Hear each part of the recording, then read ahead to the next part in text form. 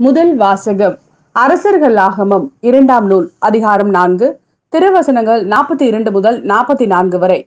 பாகால் சாலிசாவை சார்ந்த ஒரு மனிதர் புது தானியத்தில் செய்யப்பட்ட 20 வாட் கோதுமை அப்பங்களையும் தம் கோணி பையில் முற்றிய தானிய கதிர்களையும் கடவுளின் அடியவரிடம் கொண்டு வந்தார். எலிசா மக்களுக்கு உண்ண கொடு என்றார். அவருடைய பணியாளன், இந்த 100 பேருக்கு இதை நான் எப்படி பரிமாறுவேன் என்றான். அவரோ, இவற்றை இம்மக்களுக்கு உண்ண கொடு, ஏனெனில் உண்ட பின்னும் மீதி இருக்கும் என்று ஆண்டவர் கூறுகிறார் என்றார். அவ்வாறே அவன் அவர்களுக்கு பரிமாற அவர்கள் உண்டனர். ஆண்டவரது வாக்கின்படி மீதியும் இருந்தது. இது ஆண்டவரின் அருள்வாக்கு. இறைவா, உமக்கு நன்றி. 2ஆம் வாசகம் எபேசியருக்கு எழுதிய திருமுகம் அதிகாரம் 4 திருவசனங்கள் 1 முதல் 6 வரை. ஆதலால் ஆண்டவர் பொருட்டு கைதியாக இருக்கும் நான் உங்களை கெஞ்சி கேட்கிறேன், நீங்கள் பெற்றுக்கொண்ட அழைப்புக்கு ஏற்ப வாழுங்கள். முழு மனத்தாழ்மையோடும் கனிவோடும் பொறுமையோடும் ஒருவரை ஒருவர் அன்புடன் தாங்கி அமைதியுடன் இணைந்து வாழ்ந்து தூய ஆவி அருளும் ஒருமைப்பாட்டை காத்துக்கொள்ள முழு முயற்சி செய்யுங்கள். நீங்கள் ஒரே எதிர்நோக்கு கொண்டு வாழ அழைக்கப்பட்டிருக்கிறீர்கள். ஒரே எதிர்நோக்கு இருப்பது போல உடலும் ஒன்றே, தூய ஆவியும் ஒன்றே. அவ்வாறே ஆண்டவர் ஒருவரே, நாம் கொண்டுள்ள நம்பிக்கை ஒன்றே, திருமுழுக்கு ஒன்றே. எல்லாருக்கும் கடவுளும் தந்தையுமானவர் ஒருவரே. அவர் எல்லாருக்கும் மேலானவர், எல்லார் மூலமாகவும் செயலாற்றுபவர், எல்லாருக்குள்ளும் இருப்பவர். இது ஆண்டவரின் அருள்வாக்கு.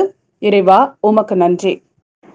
யோவான் எழுதிய நற்செய்தி அதிகாரம் 6 திருவசனங்கள் 1 முதல் 15 வரை.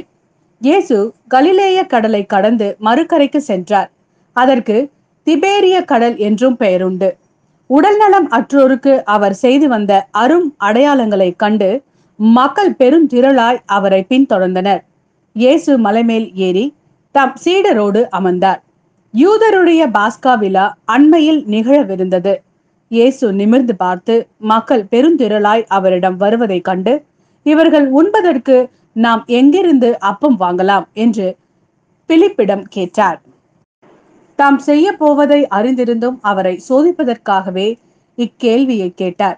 பிலிப்பு மறுமொழியாக, 200 தென்னாரியத்திற்கு அப்பம் வாங்கினாலும் ஆளுக்கு ஒரு சிறு துண்டும் கிடைக்காதே என்றார். அவருடைய சீடருள் ஒருவரும் சீமோன் பேதுருவின் சகோதரருமான அந்திரேயா, இங்கே சிறுவன் ஒருவன் இருக்கிறான். அவனிடம் 5 வாட்கோதுமை அப்பங்களும் 2 மீன்களும் உள்ளன. ஆனால் இத்தனை பேருக்கு இவை எப்படி போதும் என்றார். இயேசு மக்களை அமர செய்யுங்கள் என்றார்.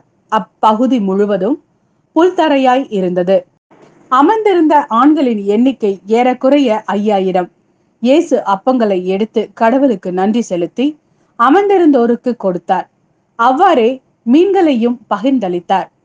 அவர்களுக்கு வேண்டிய மட்டும் கிடைத்தது. அவர்கள் வயிறார உண்டபின், ஒன்றும் வீணாகாதபடி எஞ்சிய துண்டுகளை சேர்த்து வையுங்கள் என்று தம் சீடரிடம் கூறினார். மக்கள் உண்டபின் 5 வாட்கோதுமை அப்பங்களிலிருந்து எஞ்சிய துண்டுகளை சேர்த்து சீடர்கள் 12 கூடைகளில் நிரப்பினார்கள்.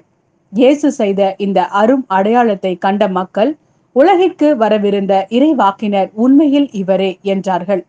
அவர்கள் வந்து தம்மை பிடித்து கொண்டு போய் அரசராக்கப் போகிறார்கள் என்பதை உணர்ந்து இயேசு மீண்டும் தனியாய் மலைக்கு சென்றார்.